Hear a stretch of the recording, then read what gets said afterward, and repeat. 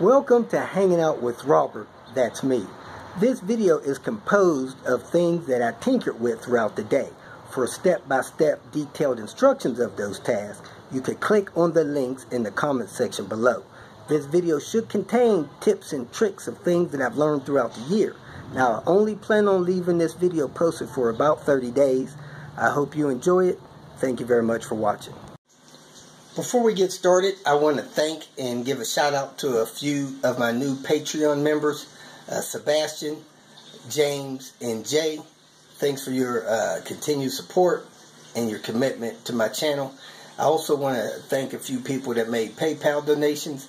Nathan, someone made an anonymous donation, and then Doug, appreciate your help. Then I had a guy named Greg, gave a donation towards Red Barron.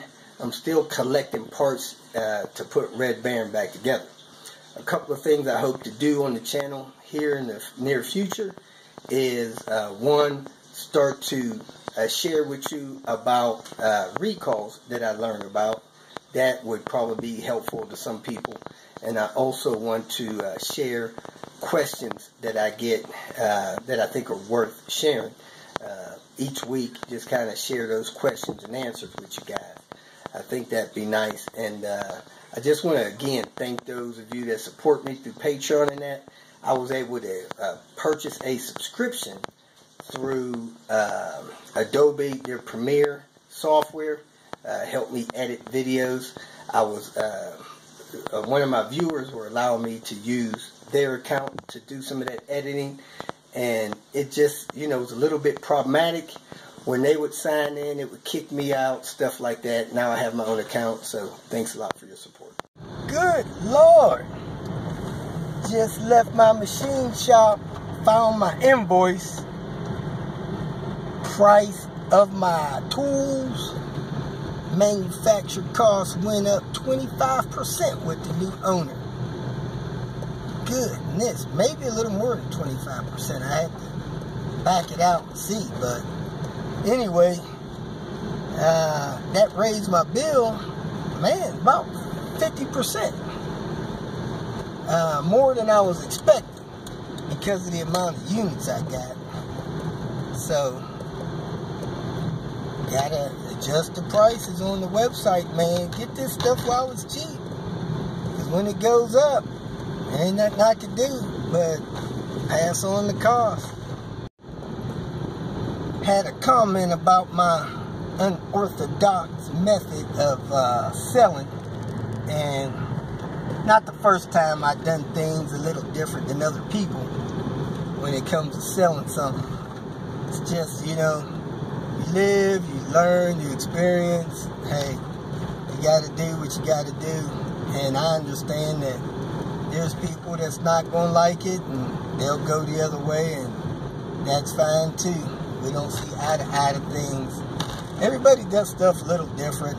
I sometimes do things a lot different. So, yeah, somebody complained about getting the car inspection for $20. I'm going to go ahead and set that up on PayPal for people that want it. So I'll make a spreadsheet. I'll PDF it. I'll post it on the internet. And if you go through PayPal and pay for it, you'll immediately be taken to the report. So you won't even have to wait. It'll be instantaneous. Volvo dealer trying to get a couple of parts. Man, I'm wondering if these cars are made in South Carolina. That's 60 T5. Not sure. See if they selling parts over here or if I gotta go into the other area. Well, I got the oil pan O-ring, and I got the, I guess, turbo supply line gasket, but not the turbo drain. One of those lines. Anyway, kind of surprised they don't have all of those in stock. They can order them for you, 5 to 6 days delivery. Man, you got to plan this job if you want to do this their way. It's rough. I left the work site in haste yesterday, and dang it, I left my tools inside this guy's garage, and it is locked. So now I'm waiting on somebody to come unlock the garage. So we'll see how that goes and go from there. Yesterday got this K24 down in here, and they fabricated a clamp style connection on this exhaust flange. But I had to remove the oil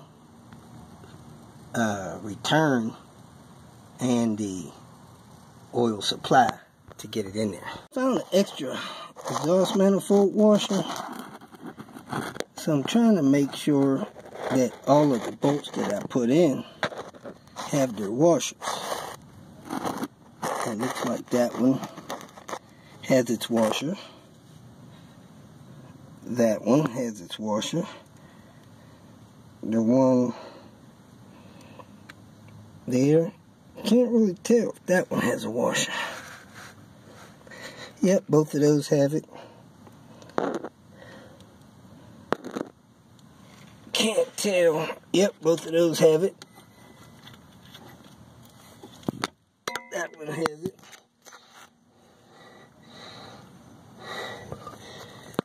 And it looks like all of them have it. I don't know where I get this extra washer from.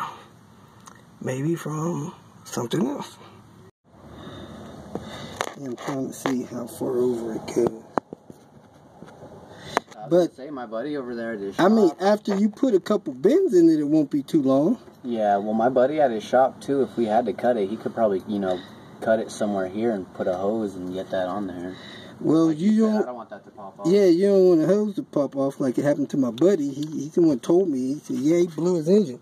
Oh yeah. I was like, what? Sitting here fitting a K24 turbo on an 850.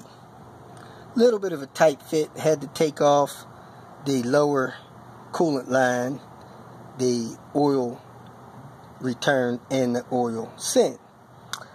The oil line, even though it's adaptable to the end motor, this 850 T5 is an end motor, it's not a RN motor. The line will not just bolt right up because it don't have these ziggly zags in it. This line sits on top of the turbo like that. It comes down, it cuts across the top of these things on the back of the motor. It hooks back, it hooks down and in and bolts on the back of the motor. So when you get the line for the K24, that line will have to be modified with a couple of bends.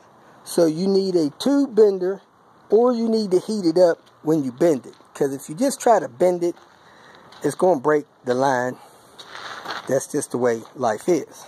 So your oil line on your K24 will have to be modified to get it on the 850. You could get a plumbing tube bender, or you could use one like this and try to match that bend in your K24 line to get it on your end motor. Again, this is for the motors that come in your 850s all the way up to your 98 S&V 70s.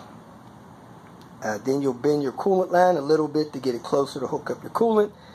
Then you'll bend your coolant supply line a little bit to get it to hook up to your coolant hose, and your turbo drain will fit in perfect. If you feel that this information was useful, please like it and share it with your social media friends. You can subscribe to my channel so that you will get notifications of future videos that I post. You can follow me on Twitter, and if you need to contact me directly, please visit my website. And if you have any questions, leave them below, and someone or myself will reply to them. Again, thank you very much for watching.